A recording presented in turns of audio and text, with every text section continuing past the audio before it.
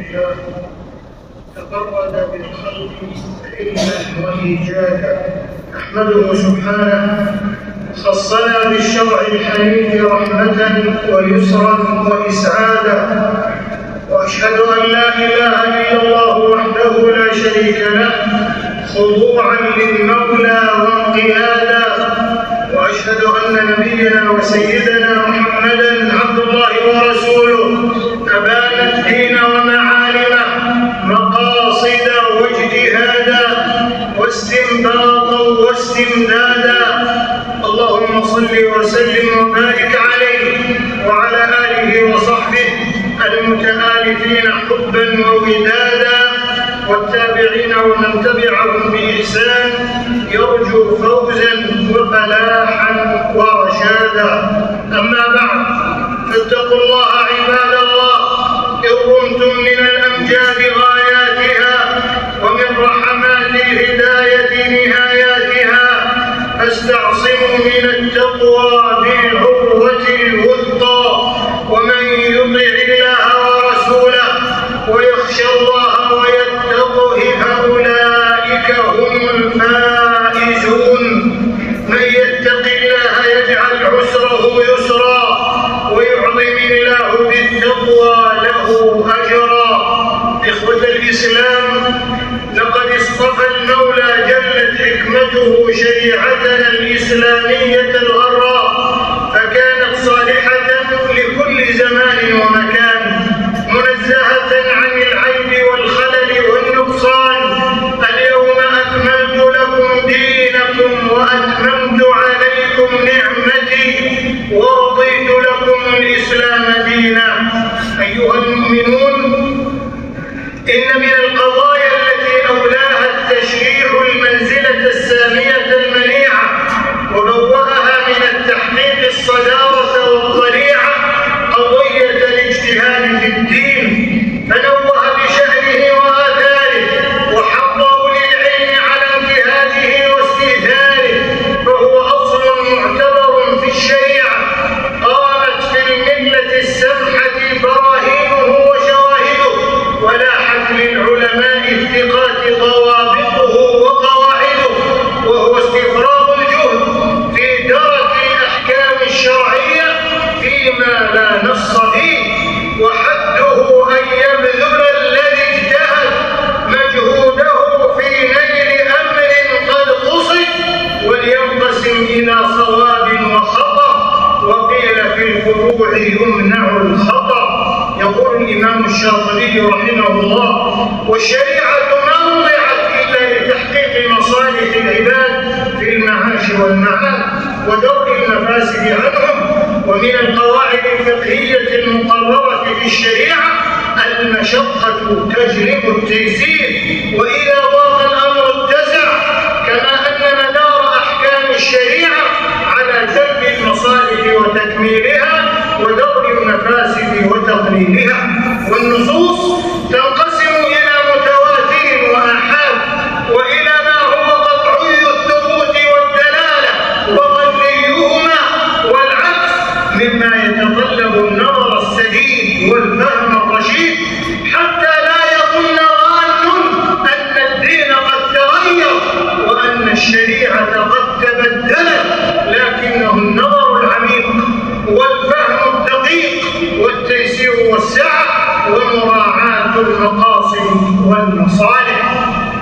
أيها المسلمون، لقد كان الاختلاف في فهم النصوص وتفسيرها أرضا خصبة في بيان سعة الشريعة ومرونتها، وبرهانا ساطعا على يسر الدين وانسجامه مع المتغيرات ورعايته للمقاصد النيرات وتحقيقه للمنار في النوازل والمستجدات. أخرج البخاري ومسلم في صحيحيهما من حديث ابن عمر رضي الله عنهما أن رسول الله صلى الله عليه وسلم قال لأصحابه: من كان يؤمن بالله واليوم الآخر فلا يصلين العصر إلا في بني قريظة.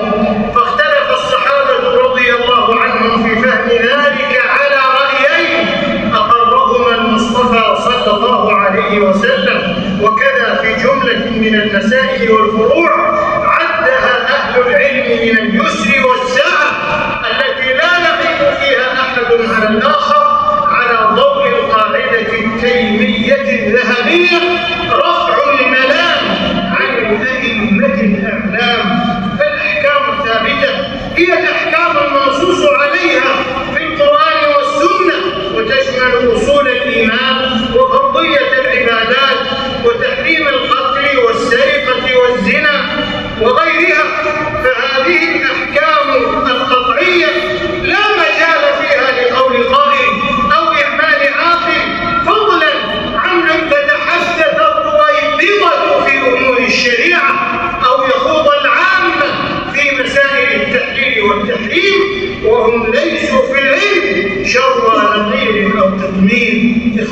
الإيمان. ولقد كان لأصحاب النبي صلى الله عليه وسلم القدح المعلم في التيسير والسعة وتجديد النظر في المسائل الاجتهادية مع تغير الأحوال والظروف والمستجدات، كما فعل أبو بكر الصديق رضي الله عنه في حروب الردة، حيث قدم حفظ الدين على غيره، وما فعله عثمان بن عفان رضي الله عنه من جمع الناس على مصحف واحد، وما قام به المحدث الفاروق عمر رضي الله عنه من درء الحد بالشبهة في عام الرمادة لعدم الإضرار.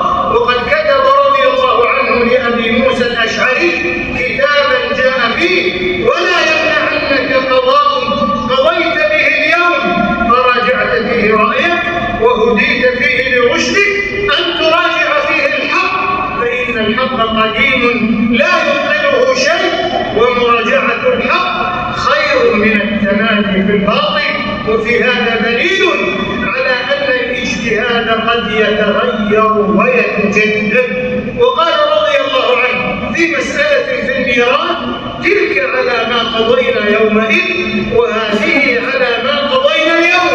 وفي طاعون عمواس قال: نفر من قدر الله إلى قدر الله. وكان رضي الله عنه إذا نزلت في المسلمين نازلة جمع لها المهاجرين والأنصار وأهل بدر، أولئك أصحاب النبي وحزبه، ولولاهم ما كان في الأرض مسلم، ولولاهم كادت تميل بأهلها، ولكن رواسيها وأوتادها هم. وعلى هذا الهدي الرشيد سار أئمة الهدى وعلماء الإسلام، فتوسع الحنفية في إعمال الرأي والقياس، وللمالكية توسع في المقاصد وعمل أهل المدينة، وكان للشافعي قولان قديم وجديد، وللإمام أحمد روايتان، بل روايات وأوجه وتخريجات، وكان هذا سائغا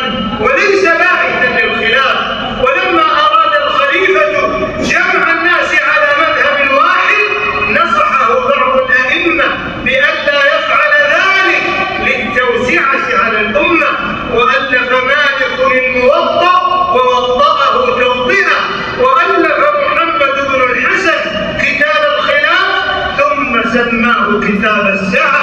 وهكذا كان دأبهم وديدنهم تيسيرا وسعة وإسعادا وتجديدا دائما في مسائل النظر والاجتهاد. معاشر المسلمين، وإن من أهم ضوابط التجديد والنظر في مسائل الاجتهاد أن يقوم عليه أهل الحل والعقل والعلم والحكمة، فإن موافقة الشرع ومقاصد الشريعة تحتاج إلى العلماء الربانيين ذوي العقليات الفذة والملكات الاجتهادية الذين يحكمون الأصول والقواعد ويزنون الأمور بميزان الشرع الحنيف، وأن يكون مجال التجديد في الفروع والجزئيات والمتغيرات والوسائل والصياغات ونحوها، لأن من سمات الشريعة الغراء المرونة والصلاحية لكل الأزمنة والأمكنة،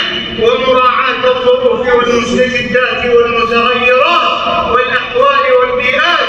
وهذا يقتضي شرعا وعقلا أن تستوعب الشريعة هذه الأمور كلها، وأن يكون التجديد محققا لمصلحة شرعية معتبرة أو دارئا لمفسدة محققة أو راجحة. وهنا يؤكد أنه لا يجوز النيل من العلماء السابقين ولا المعاصرين، والحذر من تصنيفهم واتهامهم في عقائدهم ومناهجهم واجتهاداتهم، ولا اتهامهم بالتساهل في أمور الشريعة والتفصيل فيها، ورميهم بالتهم والشائعات المغرضة من أجل اجتهاد في مسألة، والطعن في نياتهم ومقاصدهم والجرأة على أعراضهم، بل هم بين مجتهد مصيب له أجران ومخطئ له أجر.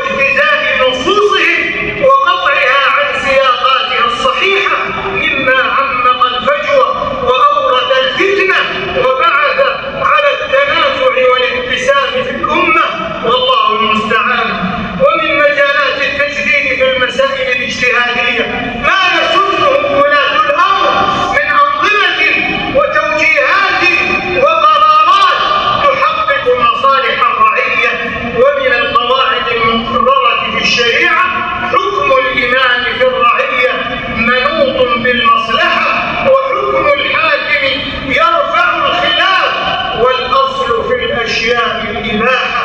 يقول الإمام العز بن عبد السلام رحمه الله في قواعد الأحكام في مصالح الأنام: إذا اجتمعت مصالح ومفاسد فإن أمكن تحصيل المصالح ودرء المفاسد فعلنا ذلك امتثالا لأمر الله تعالى فيهما، لقوله سبحانه: فاتقوا الله ما استطعتم. وهذه الأمور لا يضبطها إلا أهل العلم والفقه والنظر، حتى لا يكون التجديد مبنيا على الرغبات والأهواء والمشتهيات والآراء ونحوه. قال الإمام القرافي رحمه الله: ألا فاتقوا الله عباد الله وتمسكوا بشريعته تفلحوا، والزموا رمز العلماء الربانيين تسعدوا في الدنيا والآخرة.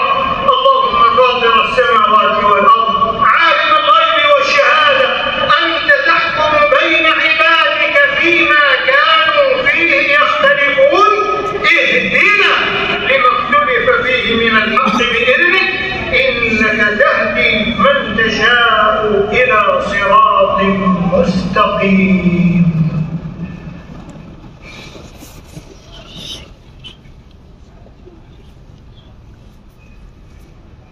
الحمد لله أسبغ علينا نعما عظاما، وأشهد أن لا إله إلا الله وحده لا شريك له تقدس إجلالا وإعظاما، وأشهد أن نبينا محمدا عبد الله ورسوله المجتبى من العالمين رسالة ومقاما.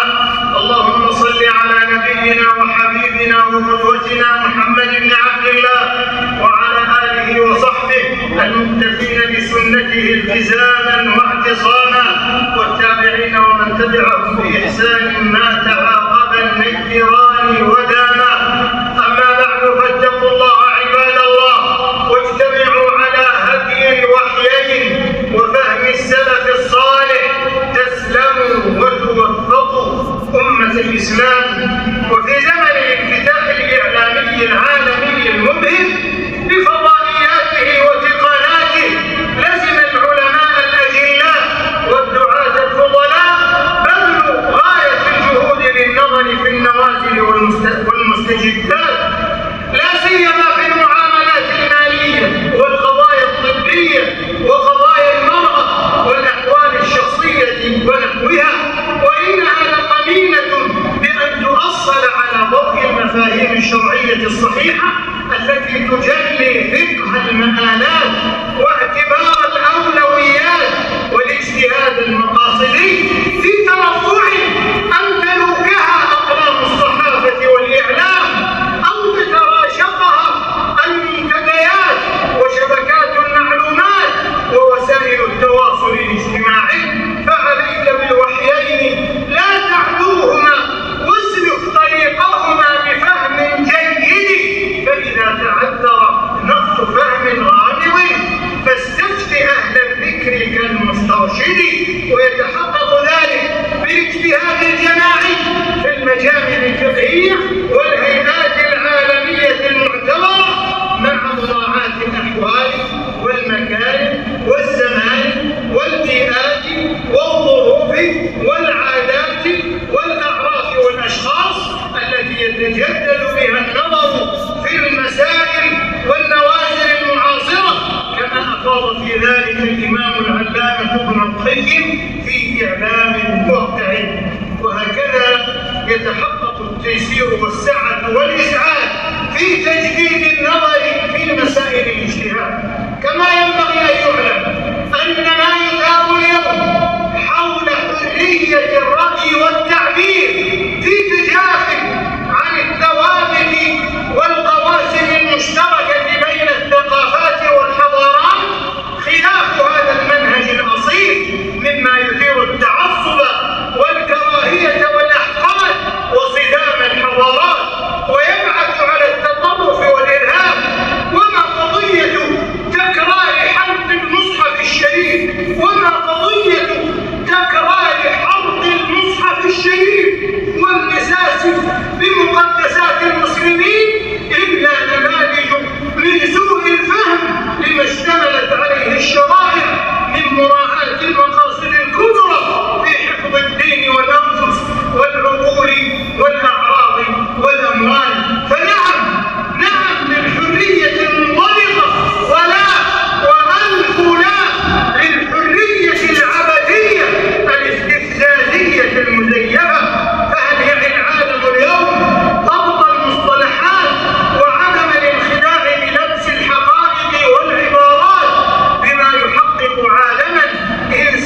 سويا يتحقق فيه الأمن والسلام والتسامح والتعايش والوداع.